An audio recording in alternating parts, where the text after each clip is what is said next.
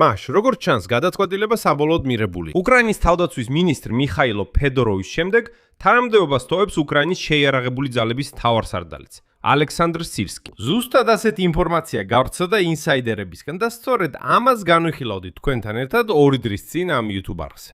უკვე მეხუთე დღეა, უკრაინის ქალაქებში მასობრივი პროტესტები მიმდინარეობს. ისინი დაიწყო როგორც აქციები გათავისუფლებული თავდაცვის მინისტრის მიხაილო ფედოროვის მხარდასაჭერად, მაგრამ გადაიქცა მოთხოვნად, რომ მოეხსნას თანამდებობიდან შეიარაღებული ძალების მთავარსარდალი ალექსანდრ სირსკი. ხალხი გამოდის კიევში, ლვოვში, ხარკოვში, დნეპრში და სხვა ქალაქებში ერთი ლოზუნგით: სირსკი, წადი. დაი დღეს, 20 ივლისს, ყველაფერი ერთ წერტილში შეიკრა. ზელენსკი მეხუთე დღეა ზედიზედ ხვდება საბრძოლო მეთაურებს. მედიაში გაჟონა სირსკის ადგილის კანდიდატების სახელებმა, ხოლო დღევანდელი საღამოსთვის დანიშნულია უმაღლესი მთავარსარდლის შტაბის სხდომა. ანუ სწორედ ის სხდომა, სადაც ასეთი გადაწყვეტილება მიიღება და სადაც შეიძლება გამოცხადდეს ახალი მთავარსარდალი. უკრაინის შეიარაღებული ძალების გენშტაბი, რა თქმა უნდა, ყველაფერს უარყოფს, მაგრამ მოდით გულწრფელად ვთქვათ, კიდევ რა უნდა თქვან, რამდენიმე საათით ადრე შეხვედრამდე. ამ გამოშვებაში ყველაფერს სახელებითა და თარიღებით დავალაგებ. ვის განიხილავენ რეალურად ალექსანდრ სირსკის ადგილას? ვინ არის ფავორიტი? დაბრუნდება თუ არა მიხაილ ფედოროვი და რომელ თანამდებობაზე დათანხმდება ის? რას ნიშნავს პრეზიდენტის ეს სერია შეხვედრების გენერლების გენერლებთან? ოფიციალური ვერსია ხო მარტივად ჯრებდა. პრეზიდენტმა მოისმინა მეთაურების მოხსენებები ფრონტზე არსებულ მდგომარეობაზე და იმაზე, რა სჭირდებათ საბრძოლო დანაყოფებს. მაგრამ ამოჩნდა, რომ სამთავარ კანდიდატთან ზელენსკი უკვე რამდენჯერმე შეხვდა და აშკარად მხოლოდ ფრონტზე არსებულ მდგომარეობაზე არ საუბრობს. მე მქვია ალექსეი პეჩი. მოდით ერთად განვიხილოთ ეს თემა, მაგრამ სანამ დავიწყებთ, გთხოვთ გამოიწეროთ ეს YouTube არხი. ჩვენ უახლოვდებით 300,000 გამომწერის ნიშნულს. მადლიერი ვიქნებით თქვენი გამოწერისთვის. მოდით ამ გამოშვებას ოფიციალური პოზიციით დავიწყებ, რათა მაშინვე გავმიჯნო ის რეალობისგან, რადგან რეაქცია საკმაოდ საჩვენებელი აღმოჩნდა. დღეს 20 ივლისს უკრაინის შეიარაღებული ძალების გენერალურმა შტაბმა უარყოფა გაავრცელა. ინფორმაცია იმის შესახებ, რომ სირსკის ათავისუფლებენ, არ შეესაბამება სინამდვილეს. როგორც ჩანს, ალექსანდრ სირსკი აგრძელებს მოვალეობის შესრულებას. გენერალური შტაბის უფროსი ანდრეი გნატოვიც ასევე. გენერალურმა შტაბმა უბრალოდ ფორმალობა შეახსენა. ამ თანამდებობებიდან გათავისუფლება ხდება მხოლოდ პრეზიდენტის ბრძანებულების საფუძველზე. ამიტომ სანამ ზელენსკის ასეთი ბრძანებულება არავის უნახავს, ორივე რჩება თავის პოზიციაზე. მაგრამ ეს ლაკონურობა ძალიან ნიშანდობლივია. ისევ როგორც ხმები იმის შესახებ, რომ უმაღლესი გენერალიტეტი ცდილობდა დაედევნა და დაეწერა საყვედურები სამხედროებისთვის, რომლებიც ქვეყნის მასშტაბით პროტესტებზე გამოდიოდნენ. მაგრამ გენერალური შტაბის განცხადებაში ერთ ფრაზაში ფაქტობრივად მთელი არსია. როგორც ჩვენ შენიშნე, გენშტაბი არ წერს, რომ სირსკი დარჩება და რომ ყველა ჭორი თხუილია. გენშტაბი წერს, რომ პრეზიდენტის ბრძანება არ არსებობს. ამიტომ სირსკი და გნატოვი ჯერჯერობით თავიანთ ადგილებზე რჩებიან. ხოლო ბრძანება უკრაინული საკანონმდებლო პროცედურით სწორედ უმაღლესი მთავარსარდლის შტაბის სხდომის შემდეგ ხელს აწერენ, რომელიც დღევანდელი საღამოსთვის არის დანიშნული. ანუ უარყოფა მთლიანად ტექნიკურ სიმართლეზე აგებული. განცხადების მომენტში დოკუმენტი მართლაც არ არსებობდა, მაგრამ ეს არ ნიშნავს, რომ ის არ იქნება საღამოს ან ხვალდილით. პრეზიდენტის მრჩეველმა დმიტრი ლიტვინმა ჟურნალისტების კითხვაზე პასუხისას ცოტა მეტი გაურკვევლობა შემოიტანა. მან განაცხადა, რომ ახალ დანიშნვებს დღეს საღამოს დიდი ალბათობით არ უნდა ველოდოთ. ანუ დიდი ალბათობით არც დღეს საღამოს. ეს ფორმულირება მაქსიმალურად ბუნდოვანია, მაგრამ ის იმდენად ბუნდოვანია, რომ ორივე მიმართულებით მანევრისთვის სივრცე დარჩეს. მაგრამ ჩემი ცხაროები დეპუტატებსა და ზოგ დასავლელ ჟურნალისტს შორის ამბობენ, რომ პრეზიდენტის ოფისში ამ წუთებში სწორედ ის საკითხი განიხილება. არა დარჩება თუ არა სირსკი, არამედ ის, თუ ვინ შეცვლის მას. მოკლედ შეგახსენებთ წინა ისტორიას, რადგან დღევანდელი მოვლენების არსი მაინც ხალხის პროტესტის გამოა. 15 ივლისს ზელენსკიმ გაათავისუფლა თავდაცვის მინისტრი მიხაილო ფედოროვი. ეს კი გააფორმა მთელი მინისტრთა კაბინეტის ერთდროული გადადგომით. პრემიერ-მინისტრ სვერიდენკოს მთავრობა წავიდა, ხოლო ფედოროვი ახალ შემადგენლობაში უბრალოდ აღარ შეიყვანეს. მიზეზად, რომელიც პრეზიდენტმა დაასახელა დახურულ შეხვედრაზე პარტია ხალხის მსახურის ფრაქციასთან, იყო ფედოროვისა და მთავარსარდალ სირსკის შორის მოუგვარებელი კონფლიქტი. მოგვიანებით თავად ფედოროვმაც ეს დაადასტურა ღიად, ხოლო ზელენსკიმ დაამატა, რომ მისი პირადი დასწრების გარეშე ეს ორი საერთოდ ვერ ახერხებდა მშვიდად საუბარს. ბრიფინგზე გათავისუფლების შემდეგ ფედოროვმა თავისი ვერსია მოყვა მომხდარის შესახებ და მისი თქმით, სწორედ სირსკიმ წაუყენა პრეზიდენტს ულტიმატუმი: ან თავარსარდალი, ან მინისტრი. ფედოროვი სთავაზობდა როგორც სირსკის, ასევე გენშტაბის უფროს გნატოვის შეცვლას, მაგრამ პრეზიდენტმა ეს არ მიიღო და საბოლოოდ აერჩია უკრაინის შეიარაღებული ძალების მთავარსარდალი. ფედოროვმა მაშინვე აღნიშნა ერთ მნიშვნელოვან დეტალს. მისი თქმით, გაერთიანებული ძალების სარდალმა მიხაილ დროპატიმ სირსკისგან ერთდროულად 3 საკვდური მიიღო, მიუხედავად იმისა, რომ ფრონტზე წარმატებები ჰქონდა. აი დაიმახსოვრთ ეს გვარი, დროპატი. ის ახლა კანდიდატების სიაშია და მიხაილ ფედოროვმა ის შემთხვევით არ ახსენა. ფედოროვის ამ ბრიფინგის შემდეგ ფაქტობრივად ხალხი ქუჩაში გამოვიდა. ობიექტურად რომ თქვათ, ისინი ერთდროულად გამოვიდნენ ბრიფინგთან ერთად, მაგრამ ამ ბრიფინგმა ძალიან გააძლიერა თვითონ პროტესტი. თავდაპირველად ხალხი ფედოროვის მხარდასაჭერად გამოვიდა, შემდეგ კი როგორც ჩანს, როცა გაერგნენ ვინ იყო ამ კონფლიქტის მეორე მხარე, უკვე სირსკის წინააღმდეგ დაიწყეს გამოსვლა. და სწორედ ეს ქუჩის პროტესტის ღია კამპანიად გადაზრდა სირსკის წინააღმდეგ გახდა ის ფაქტორი, რომელმაც სავარაუდოდ ზელენსკი აიძულა დაფიქრებულიყო მთავარსარდლის შეცვლაზე. ანუ ქუჩა მისი ერთი კვირის წინანდელი გადაწყვეტილება გადაწონა. სირსკის სხვადასხვა უკრაინულ და დასავლურ მედიაში უკვე დიდი ხანია მკაცრი მეტსახელით კასაპს მოიხსენიებენ. მისი პოზიციების ნებისმიერ ფასად დაცვის გამო, რასაც კრიტიკოსები პირადი შემადგენლობის დიდ დანაკარგებთან აკავშირებენ. ასე რომ დაგროვილი გაღიზიანება არმიაში მანამდეც არსებობდა, ვიდრე მიტინგები დაიწყებოდა.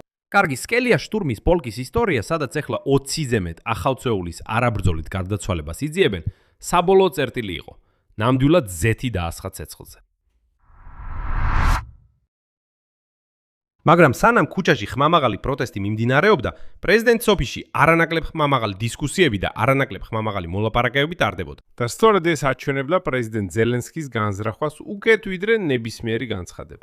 რადგან საჯაროდ სირსკის გადადგომის შესახებ ვერ გაიგებთ, სანამ საბოლოო ბრძანება არ იქნება ხელმოწერილი. ზელენსკი რამდენიმე დღის განმავლობაში პირადად ხვდებოდა საბრძოლო მეთაურებს. და აი თავიდანვე ზელენსკიმ ეს ასე წარმოადგინა, თითქოს მეთაურებს ხვდება, რომ მათგან მოისმინოს ფრონტზე არსებულ სიტუაციას და იმას, რაც უკრაინის შეიარაღებული ძალების სხვადასხვა დანაყოფს სჭირდება შეიარაღების, მიწოდების და სხვა საკითხებში. უბრალოდ სიტუაციაში გასარკვევად. ერთი მხრივ ეს ასია, მაგრამ მეორე მხრივ ეს მხოლოდ საფარი იყო. ანუ აშკარაა, რომ ფრონტზე არსებული მდგომარეობის შესახებ ანგარიშებს ზელენსკი ნამდვილად ისმენდა. მაგრამ ეს არ იყო ამ ყველა გასაუბრების მთავარი მიზეზი. აი ჩემ წინა გამოშვებაში და ამ თემაზე ჯერ კიდევ 18 ივლისს ვამბობდი, რომ ზელენსკის შეხვედრა მეთაურებთან ფაქტობრივად ახალი კანდიდატის შერჩევა უკრაინის შეიარაღებული ძალების მთავარსარდლის პოსტზე. და აი ფაქტი. ზელენსკი მხოლოდ გარკვეულ მეთაურებთან უკვე მეორე დღეა შეხვედრებს მართავს. სხვებს კი ერთხელ მოусმინა და გაუშვა. ეს ყველაფერი. მოდით სახელებით გავარჩიოთ, ვის მოუყარა თავი. რადგან ეს არის სწორედ ის სია გასაუბრებაზე, ახალი მთავარსარდლის თანამდებობაზე. მიხაილ დროპატი, გენერალ-მაიორი, უკრაინის შეიარაღებული ძალების გაერთიანებული ძალების სარდალი. პრეზიდენტი ზელენსკი მასთან უკვე 2 დღეა საუბრობდა და ალბათ ყველაზე მეტ დროს მასთან ატარებს. დროპატი ანგარიშաբარებდა ფრონტის ყველაზე რთულ მიმართულებებზე არსებულ მდგომარეობას, სუმის, ხარკოვის, ლუგანსკის და დონეცკის ოლქებში. მისი ბიოგრაფია. ბიოგრაფია ძალიან ნიშანდობლივია. 2024 წლის ნოემბრიდან ის სახმელეთო ჯარებს ხელმძღვანელობდა. 2025 წლის იანვარში მან სათავეში ჩაუდგა ოპერატიულ სტრატეგიულ დაჯგუფება ხორტიციას. ხოლო 2025 წლის 1 ივნისს მან სახმელეთო ჯარების სარდლის პოსტიდან გადადგომის შესახებ განცხადება დაწერა. სუმის ოლქში პოლიგონზე ღამის დარტყმის შემდეგ, სადაც მაშინ სამწუხაროდ სამხედროების სასწავლო დანაყოფში დაიღუპნენ, ანუ ადამიანი, რომელმაც აიღო პასუხისგებლობა ტრაგედიაზე და გადადგა. რაც უკრაინულ სამხედრო წრეებში მაინც პატიოსნების ნიშანია. შემდეგი ვლადიმირ გორბატიუკი, ბრიგადის გენერალი, გენშტაბის უფროსის მოადგილე, ოპერატიული მუშაობის მიმართულებით. ზელენსკი მასთანაც 2 დღე ზედიზედ გამართა მოლაპარაკებები. გორბატიუკი 2015 წელს 54 ცალკეული მექანიზებული ბრიგადის მეთაური იყო და იყო ოპერატიული სარდლობის სამხრეთის სარდლის პირველი მოადგილე. შემდეგი კანდიდატია ოლეგ აპოსტოლი. ის სადესანტო საშტურმო ჯარების სარდალია. ისიც იყო იმათ შორის, ვისაც პრეზიდენტი არაერთხელ უსმენდა. კიდევ ერთი კანდიდატია ანდრეი ბელეცკი. მესამე არმიის კორპუსის მეთაური და აზოვის დამფუძნებელი. ინსაიდერების ინფორმაციით, ზელენსკი მასაც განსაკუთრებულად შეხვდა და დიდხანს ესაუბრა. ყველა ამ შეხვედრის შემდეგ თავად პრეზიდენტმა ძალიან მარტივად და მოკლედ დაწერა, რომ მოისმინა ფრონტზე არსებული მდგომარეობის შესახებ მოხსენებები და რომ ციტატა ხვალ იქნება მთავარი საუბრები. ეს იყო გუშინ საღამოს. ხოლო მთავარი საუბრები სწორედ უმაღლესი მთავარსარდლის შტაბია. ფიქრობ ამ ეტაპზე უკვე ძალიან გინდათ გაიგოთ, ვინ შეიძლება დაიკავოს ალექსანდრ სირსკის ადგილი. აი ას. აქ სხვადასხვა ინფორმაცია მოდის, მაგრამ ყველა მათგანი რამდენიმე სახელზე იყრისთავს. ლიგანეთის ინფორმაციით, პრეზიდენტის ოფისისა და მთავრობის წყაროებზე დაყრდნობით, თავდაპირველად განიხილავდნენ სულ 11 კანდიდატს. დავამატებ იმასაც, რომ ჩემი წყაროები უმაღლეს რადაში ასევე ადასტურებენ, რომ თავდაპირველად კანდიდატების რაოდენობა მართლაც 10-ზე მეტი იყო. თუმცა ამ ეტაპზე საბოლოო დადასტურება იმისა, თუ ვინ შეცვლის სირსკის, ჯერ არ არსებობს და მის სახელს ბოლომდე საიდუმლოდ შეინახავენ. მიზეზი აშკარაა. საბოლოოდ ომია და არმიას ერთი წამითაც არ შეიძლება დარჩეს მეთაურის გარეშე. მაგრამ 11 კანდიდატიდან ალბათ გამოიკვეთა 4 მთავარი ფავორიტი. პირველ ადგილზეა სწორედ ის ოლეგ აპოსტოლი, სადესანტო საიერიშო ჯარების სარდალი. დაუდასტურებელი ხმების მიხედვით, ჯერჯერობით ავერასამერ, სამიხედვით სწორედ მას აქვს ყველაზე მეტი შანსი. და ის წყაროები მას ასახელებენ სირსკის შემცვლელად სავარაუდო ფავორიტად. მაგრამ აქ არის თუ შეიძლება ასე ითქვას, ერთი პრობლემა. თუ აპოსტოლი სირსკის შეცვლის, ეს მხოლოდ ფორმალური სკამების გადანაცვლება იქნება. რატომ? საქმე იმაშია, რომ დეშვის სადესანტო საშტურმო ძალების სარდალი ოლეგ აპოსტოლი სწორედ ალექსანდრ სირსკის უჭერდა მხარს. მან პროტესტებს გამოეხმაურა და განაცხადა, რომ კარგად იცის საბრძოლო ბრძანებების ფასი და პასუხისგებლობა სამხედროების სიცოცხლეზე. მისი თქმით, სამხედრო მართვის სისტემა დაფუძნებულია დისციპლინაზე, ერთიან ხელმძღვანელობაზე და მეთაურების პერსონალურ პასუხისგებლობაზე. მან ასევე გააკრიტიკა კატეგორიული შეფასებები სამხედრო ხელმძღვანელობის მისამართით იმ ადამიანების მხრიდან, ციტატა, რომლებსაც არ აქვთ საბრძოლო გამოცდილება, მიანიშნა მიხეილ ფიოდოროზე და ხაზგასმით აღნიშნა, რომ შინაარსობრივი კრიტიკა и подчеркнул, что предметная критика დასაშვებია, თუმცა უსაფუძლო ბრალდებები და საჯარო შეურაცხყოფები მხოლოდ არკევს ნდობას არმიის მიმართ. გარდა ამისა, აპოსტოლმა მოუწოდა სამხედროებს არავითარ შემთხვევაში არ ჩაერთონ პოლიტიკურ დავებში და არ მიიღონ მონაწილეობა ამ პროტესტებში. და ხაზგასმით აღნიშნა, რომ შეიარაღებული ძალები იყვნენ და რჩებიან პოლიტიკის მიღმა. შემდეგი კანდიდატია მიხეილ დროპატი, გაერთიანებული ძალების სარდალი, სწორედ ის, ვისთანაც პრეზიდენტმა 2 დღის შემდეგ ისაუბრა. და ვისეც მიხეილ ფედოროვმა მოყვა ისტორია ამ სამი საყვედურით სირსკისგან. ერთ-ერთი მთავარი კანდიდატი უკვე ლიგანეთის ვერსიით. ეს უკვე სრულიად სხვა ისტორია. და მე ვიტყოდი, რომ ეს არის წარმომადგენელი საპირისპირო ბანაკიდან. გავაგრძელოთ. ანდრეი ბელეცკი, მესამე არმიის კორპუსის მეთაური და აზოვის დამფუძნებელი. პოპულარული ფიგურაა უეჭველად, მაგრამ უნდა აღვნიშნო, პოლიტიკურად მძიმეა. იმიტომ რომ მას აქვს წარსული, რომელიც ართულებს ან ჰიპოთეტურად შეიძლება გაართულოს ურთიერთობები დასავლელ პარტნიორებთან. აგიხსნით რას გულისხმობ? იგივე პოლონელები შეიძლება მუდმივად პოპულისტურად ახსენებდნენ, რომ ანდრეი ბელეცკი დაკავშირებულია აზოვთან, საშიშ ნაციონალისტებთან და ასე შემდეგ. და ასე შემდეგ. ანუ ეხლა ის პერიოდი დგას, როცა პოლონელები ზუსტად ამაზე გაამახვილებენ ყურადღებას და შეეცდებიან პოლიტიკური ქულები მოიპოვონ. ამიტომ ეს შეიძლება გარკვეულ პრობლემად იქცეს საგარეო მიმართულებით. ამიტომ პირადად მე სუბიექტურად ნაკლებად მჯერა, რომ სწორედ ანდრეი ბელეცკის დანიშნავენ სარდლად.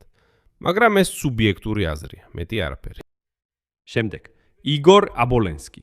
ეს პოლკოვნიკია ეროვნული გვარდიის ხარტიის კორპუსის მეთაური. ის იმ ახალი თაობის მეთაურებს მიეკუთვნება, რომლებიც აკეთებენ აქცენტს ტექნოლოგიებზე, დრონებზე. ზუსტად ის ფილოსოფია, რომელსაც მიხეილ ფედოროვი ავითარებდა. თავად ფედოროვიც აქებდა მას. და ასევე როგორც უკვე თქვი, სიებში ფიგურირებს გორბატიუკიც. ანუ კანდიდატების ბირთვი არის კორპუსებისა და ოპერატიული დაჯგუფებების ახალი თაობის მეთაურები და არა ძველი გენერლების სკოლა. ეს მნიშვნელოვანია აღნიშნოთ. მაგრამ მაინც მნიშვნელოვანია ესეც გვახსოვდეს. ახალი მთავარსარდლის სახელი ოფიციალურად არ დასახელებული. ეხლა მიმდინარეობს შერჩევა და ფავორიტი ჭორების მიხედვით აპოსტოლია. და ეს ჯერჯერობით მხოლოდ ხმებია. ეს ჯერ კიდევ ბოლომდე დასრულებული გადაწყვეტილი საქმე არ არის, არა. განსაკუთრებით უნდა გაგაფრთხილოთ, რომ ეხლა უკვე რუსული პროპაგანდა იწყებს თავისი ვერსიების გავრცელებას. მაგალითად, თითქოს უკრაინის შეიარაღებული ძალების მთავარსარდალი გახდება დაზვერვის უფროსი, ყოფილი დაზვერვის უფროსი კირილ ბუდანოვი. ეს ვრცელდება რუსულ მედიაში არსებულ წყაროებზე დაბრუნებით, ანუ ეს კრემლის დეზინფორმაცია და მას ნდობა არ შეიძლება. არ შეიძლება. ბუდანოვი ამ ეტაპზე საერთოდ არ არის არც ერთ სიაში. ამ ყველაფერში ცალკე თემაა თავად მიხაილ ფედოროვის ბედი. და აქ ახალი კონკრეტული ინფორმაცია გამოჩნდა. წყაროების ინფორმაციით ფედოროვმა მიანიშნა, რომ მზად არის ხელისუფლებაში დაბრუნდეს.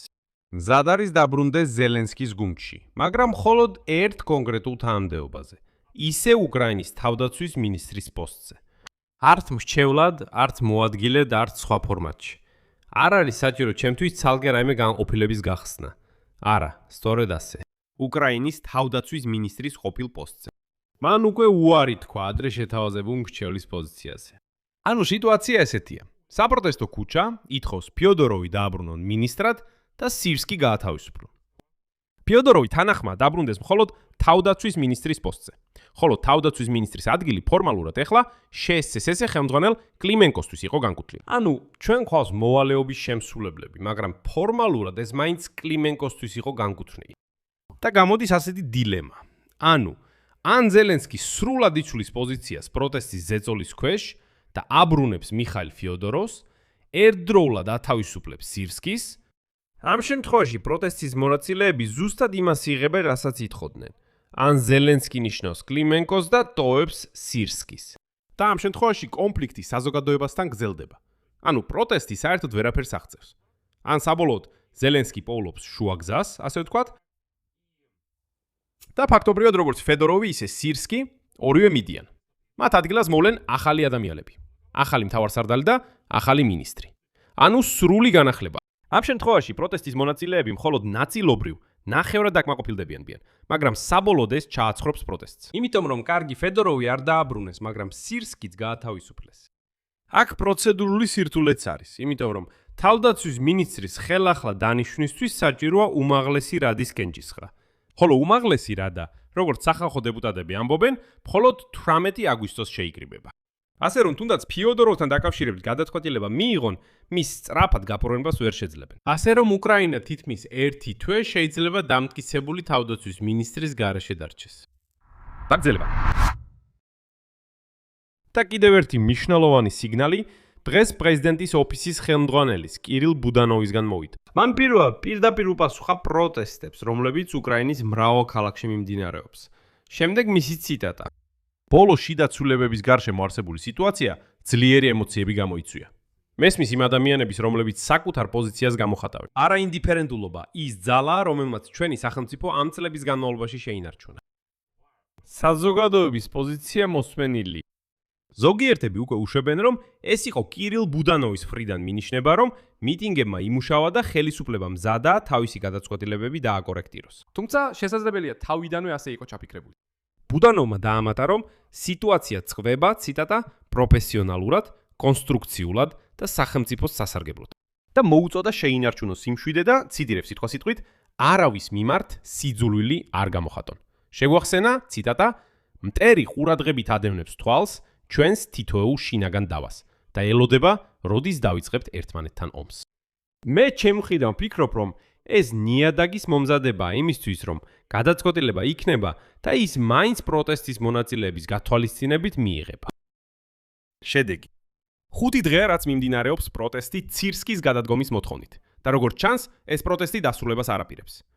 ზელენსკი რამდენიმე დღეა პირადად ესაუბრება საბრძოლო გენერლებსა და საბრძოლო მეთაურებს. მედიაში გაჟონა სია, სადაც 11 კანდიდატია მთავარსარდლის პოსტზე. ამ ეტაპზე კი სავარაუდო ფავორიტად მიიჩნევა მედესანტე აპოსტოლი. მის გარდა მთავარ კანდიდატებს შორის არის კიდევ დრაპატი. ფედოროვი მზად არის დაბრუნდეს, მაგრამ მხოლოდ თავდაცვის მინისტრის პოსტზე. პრეზიდენტის ოფისის ხელმძღვანელი ბუდანოვი აცხადებს, რომ საზოგადოების პოზიცია მოსმენილია, რაც მიანიშნებს, რომ გარკვეული საკადრო გადაწყვეტილებები იქნება მიღებული. ხოლო უკრაინის შეიარაღებული ძალების გენშტაბი ფორმალურად უარყოფს ცირსკის გადადგომას, მაგრამ მხოლოდ იმიტომ, რომ ბრძანება ჯერ არ არსებობს. შეგახსენებთ, ის ხელმოწერილია უმაღლესი მთავარსარდლის შტაბის სხდომის შედეგებით. და ეს შტაბის სხდომა წინასწარი მონაცემებით დღევანდელი საღამოსთვისაა დაგეგმილი. პრეზიდენტის მრჩეველი ლიტვინი ფრთხილად ამბობს, რომ დღეს დანიშვნები შესაძლოა არც იყოს.